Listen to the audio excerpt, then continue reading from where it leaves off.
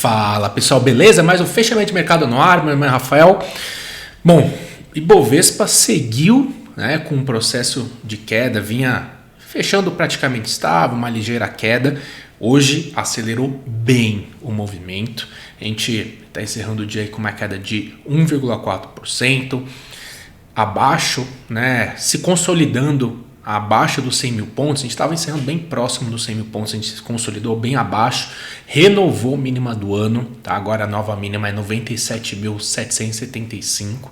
Estamos retornando lá para os níveis de novembro de 2020, tá? Foi quando o mercado iniciou todo o movimento de alta. A gente vai dar uma olhada melhor no gráfico. E o que pesou no mercado? Mineradoras, siderurgia e mineração, Vale, Uzi Minas, Gerdau, toda essa parte de commodities, que foi o grande carro-chefe do mercado no começo do ano, está devolvendo. Por quê? China. Temor de menor demanda pela China por commodities, tá? E aí que a gente tem uma combinação que vem pressionando muito as margens das siderúrgicas chinesas. Pressão inflacionária, isso ao redor do mundo inteiro, inclusive, a China, querendo ou não, ela é uma das grandes, mas é uma das grandes fontes dessa inflação. E essa questão da política zero do Covid, cada vez mais a China vem apertando toda essa parte do Covid, de combater o Covid. Assim, não sei se está na iminência do lockdown, não sei se vai acontecer agora, mas está voltando todo esse temor de lockdown na China, tá? E aí, a gente tem essa questão da demanda, pressão de margens, e se você observar, eu estava lendo algumas coisas sobre siderúrgicas chinesas, tem a província, eu não sei falar em chinês, não sei se a pronúncia certa, a cidade de Tangshan, que é uma província, é uma cidade dentro de uma província chinesa onde estão concentradas as siderúrgicas. A maior parte das siderúrgicas estão concentradas nessa cidade. Na semana passada, caiu pela primeira vez a produção do ritmo dos altos fornos, que é a produção siderúrgica, caiu pela primeira vez desde meados de maio. Então, segue, eles vão diminuindo a produção. Por quê?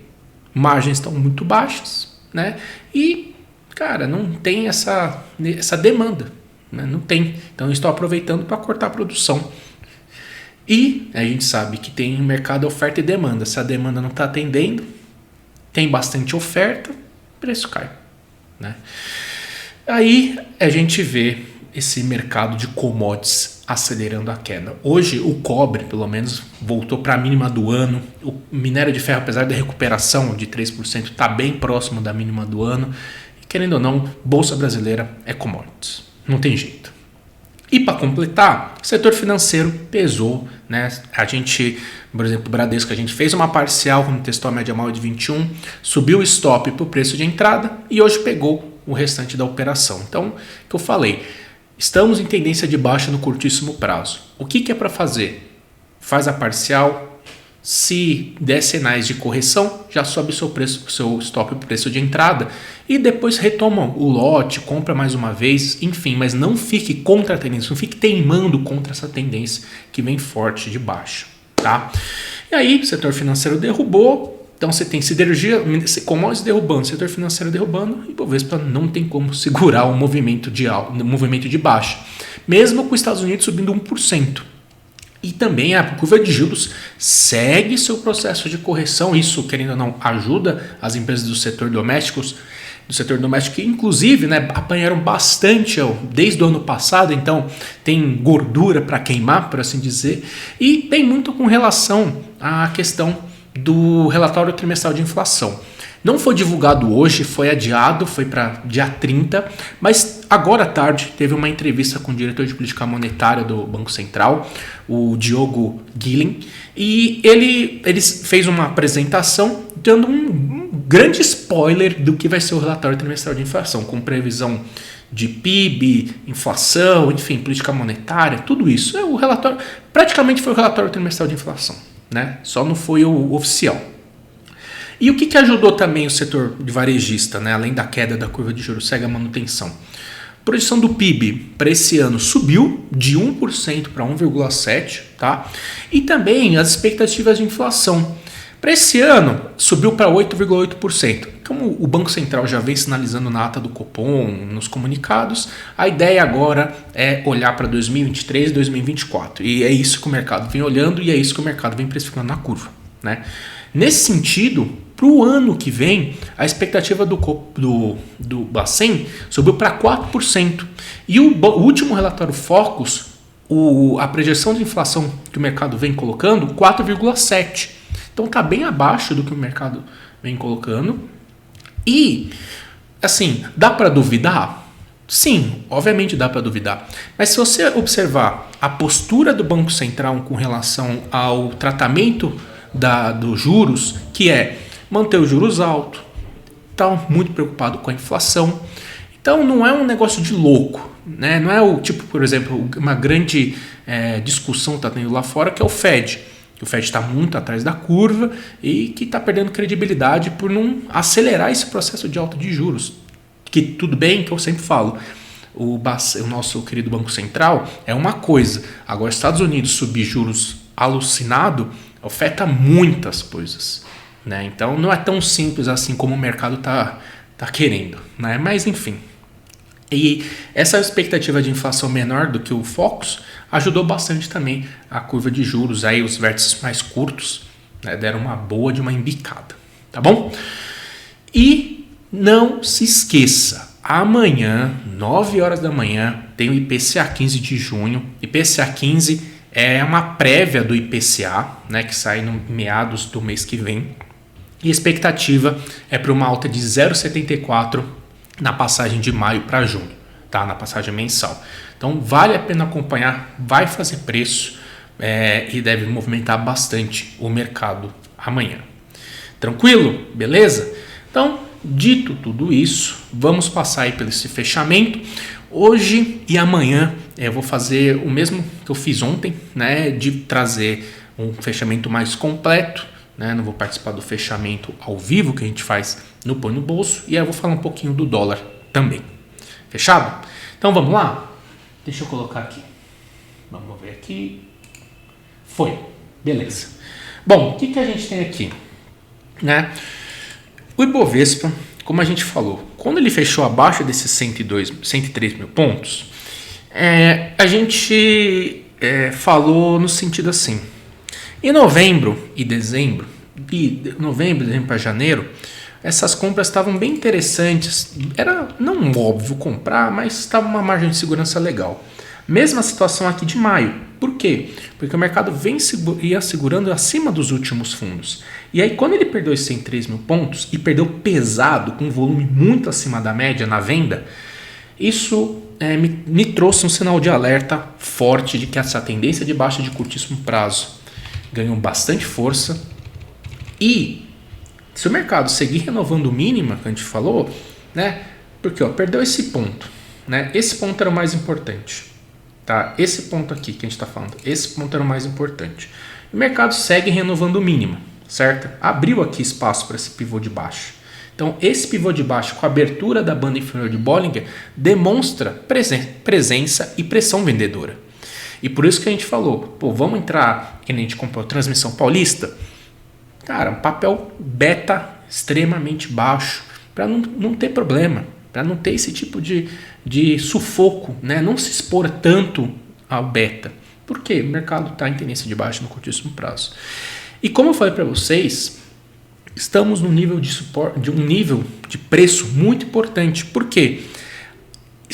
Retornamos para essa faixa dos 98 mil pontos. Como a gente pode observar, essa região aqui foi o ponto que o mercado... Deixa eu colocar no diário para você a gente ver um pouquinho melhor. Foi esse ponto aqui, tá vendo? Esse ponto, quando o mercado começou a engatar o movimento de alta lá em novembro do ano passado. Então, estamos num ponto de suporte importante?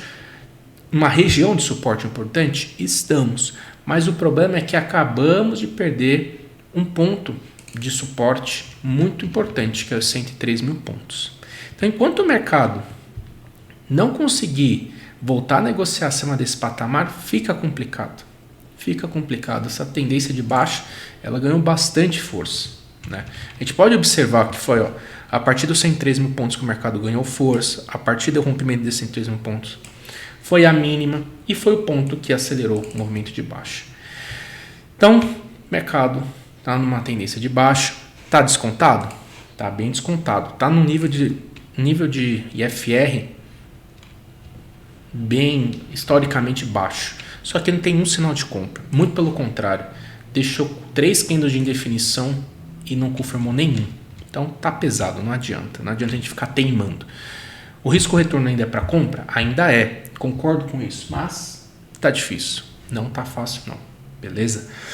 E aí, se o mercado seguir esse movimento de queda e tem espaço pelo semanal, retorna para 93.400. Aqui é um suporte muito, muito importante. Beleza? O que eu falei, né? Hoje o S&P subiu 1% e a gente comentou nos 60 minutos. Se o S&P conseguir se consolidar acima de 3.800, abre espaço para uma recuperação com alvo no 3.900. Então, é um momento diferente de mercado, né? Enquanto o Ibovespa está renovando o mínimo, o S&P está bem próximo de romper uma resistência importante no curtíssimo prazo, tá? E abrir espaço para esse repique. Enfim, né? Tem muito o que fazer.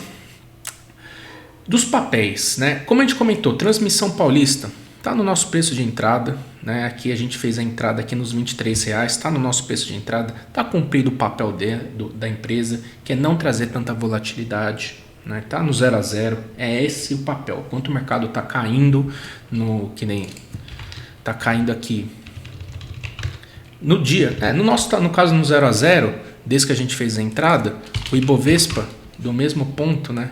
Aí já caiu 2%. Então, na verdade, foi aqui.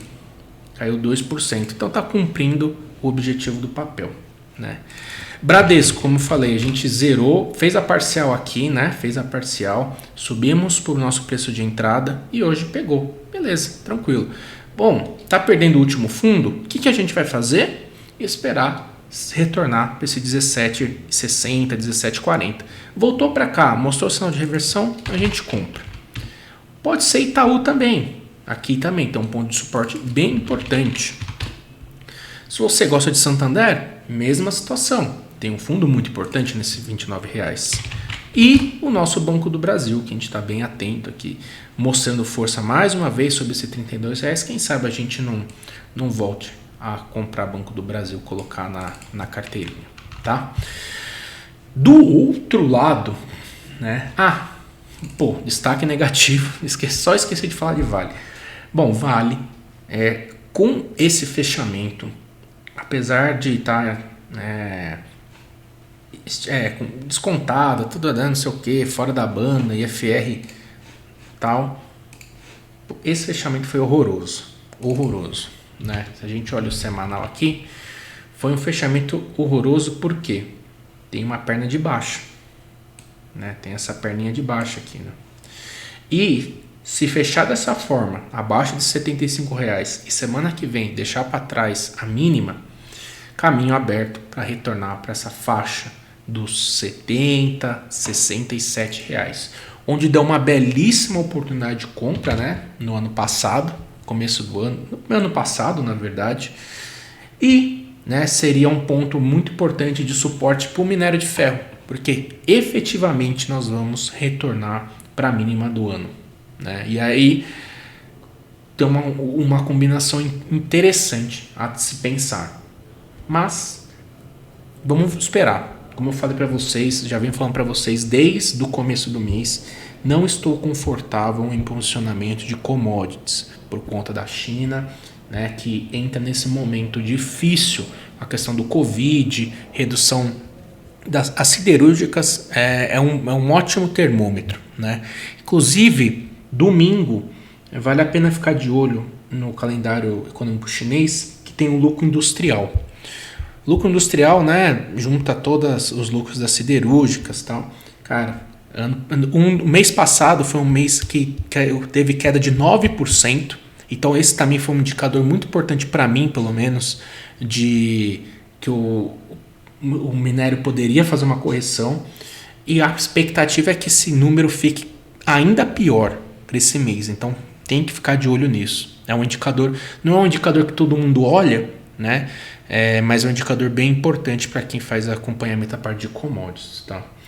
Então fica difícil de fazer uma entrada, né? Que nem Uzi Minas também não confirmou esses candles de reversão, né? Precisa ficar acima desse 9,22 para andar. Eu gosto muito de Gerdau, mas também não tem sinal de reversão. Próximo suporte 21,40, né? 21,40 é um ponto. Na verdade, o ponto mais importante aqui é esse R$20, mas 21,40 é ponto. E que eu falei para vocês de siderurgia, eu não quero me expor muito siderurgia porque os últimos resultados foram ruins e a tendência é que esse trimestre também seja ruim, tá? Porque a gente vê commodities, essa parte de alumínio, cobre, tudo isso indo pro buraco, né? Próprio minério de ferro, inclusive. Aí, do outro lado, setor doméstico. Você teve os DIs, olha o DI, o vértice mais curto, né? Tá abaixo do 13. E aí eu falo para você, pessoal, monte pré-fixado, né? Não sei o que lá. Não, tem que tomar inflação, tem que tomar não sei o que. Então, a gente falou bastante, né? De tomar pré-fixado aí em 13,5, 13 e pouco. Ó, já meio ponto para baixo já, tá?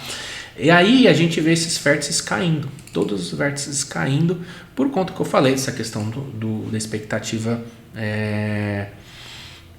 do que o Banco Central possa estar bem próximo, né, de não virar a mão, cortar juros, né, mas estabilizar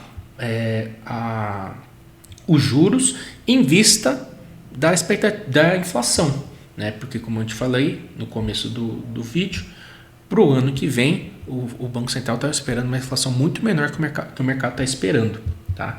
Então vai ser muito importante amanhã a gente acompanhar o IPCA 15, porque se repetir o mesmo cenário do IPCA, né, que foi abaixo do esperado, se repetir essa queda, terceira queda seguida, né, desaceleração seguida do IPCA 15, começa a ganhar muita força essa expectativa. Tá?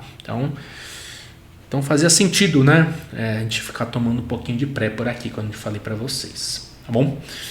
Bom, e aí essa queda dos juros ajudou bastante o setor doméstico. Eu tô louco para fazer essa entrada de Vivara, né? Eu tenho muito, isso é um defeito meu, mas já ajudou muito na minha vida, que é a questão, quando o Ibovespa está num momento ruim, evitar de comprar papéis, né? Evitar de fazer isso. Mas, sem dúvida nenhuma, é um papel que teoricamente não deveria ser tão afetado pelo Ibovespa, né?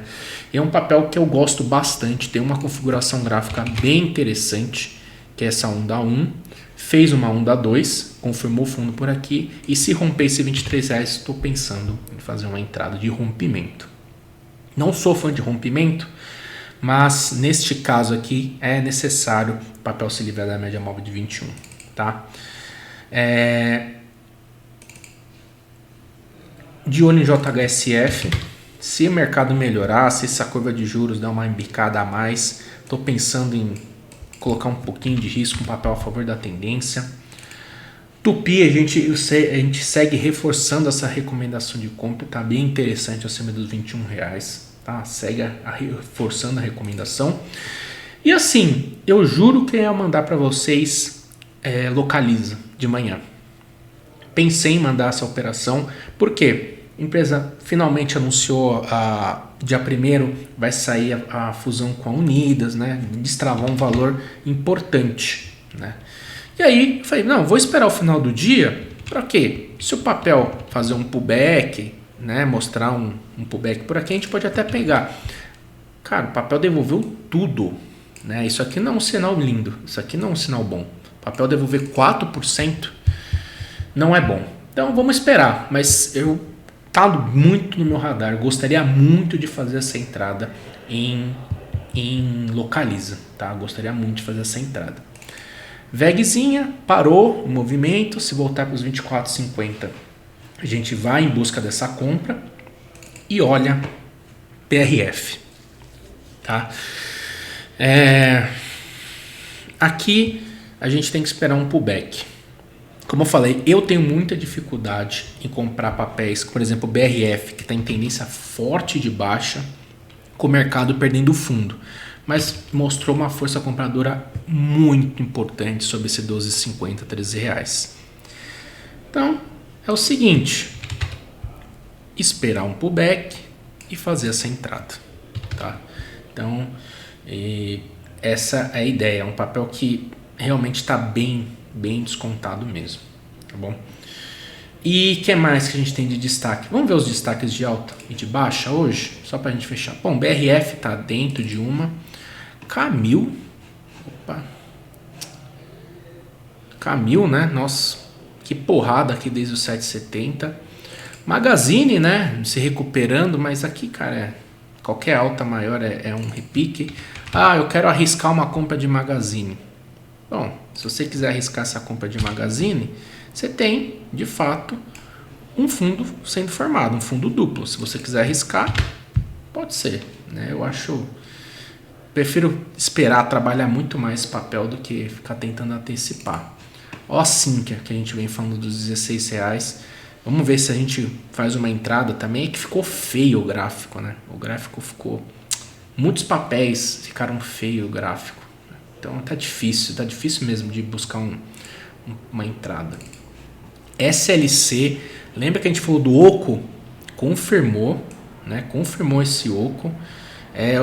Algodão tá desmanchando, tá tudo, né? Soja, tá tudo por conta da China.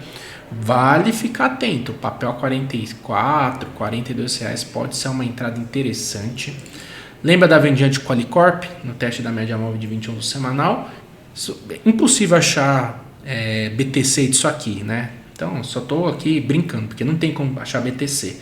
Mas, se você quer comprar Qualicorp, se voltar para cá e mostrar uma força compradora, esse 12,67, 13 reais, pode ser bem interessante, tá?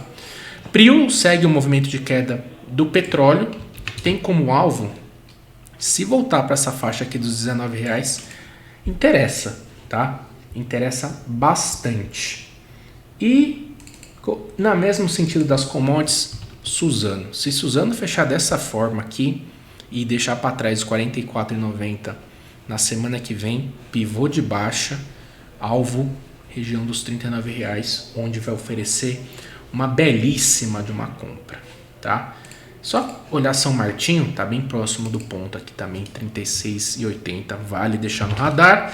E para não deixar de falar, Petrobras, voltou para os 26 reais. Quer comprar Petrobras? Esse é o ponto, seu stop é abaixo dos 26 reais e manda bala. Eu particularmente não gosto de comprar o papel pelo gap de baixa com volume muito forte na venda. Então pode ser aqui um gap, uma exaustão desse movimento de alta, tá? Então vamos ver como é que vai ser. Mas se você quiser comprar, tá no ponto de suporte extremamente importante.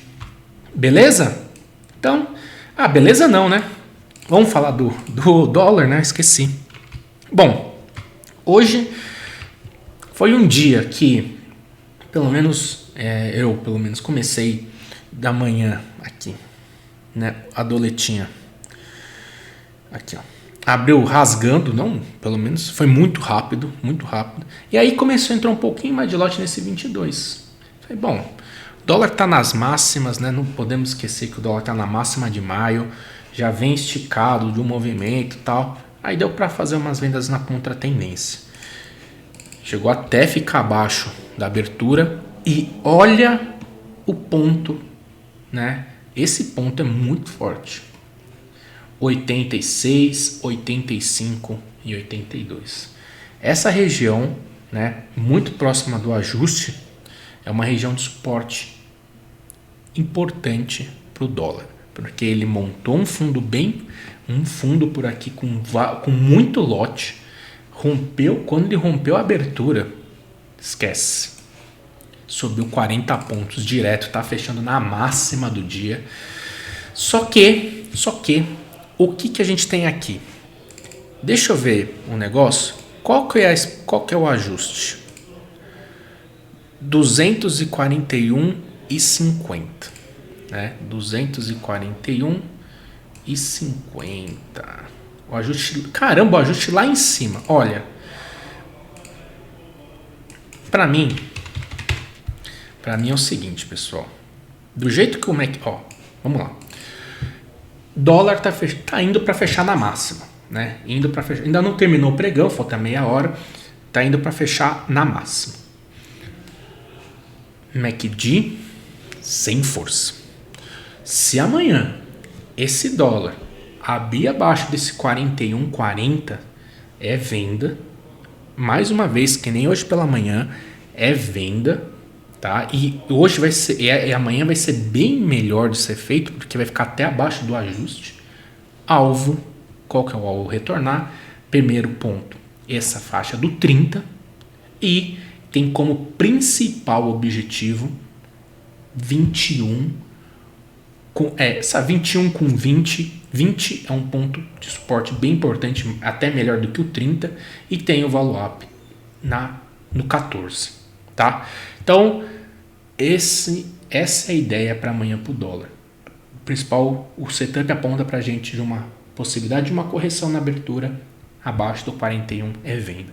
E se abrir no 8, aí tem que esperar um repique, né, perto dessa região do 20, do 26, do 30 para buscar uma venda, mas tomara que faça esse movimento. Se abrir para cima, se abrir rompendo os 50, que por enquanto é a máxima aí do dólar, aí não tem jeito. Aí tem que... Eu particularmente tenho muita dificuldade de comprar o dólar nesses níveis, então para mim só venderia nesses níveis. Pelo menos no curtíssimo prazo, no intraday, né, para day trade, esse nível para mim é um nível de venda. Beleza? Bom, então é isso, pessoal. Grande abraço, um ótimo final de noite e até amanhã.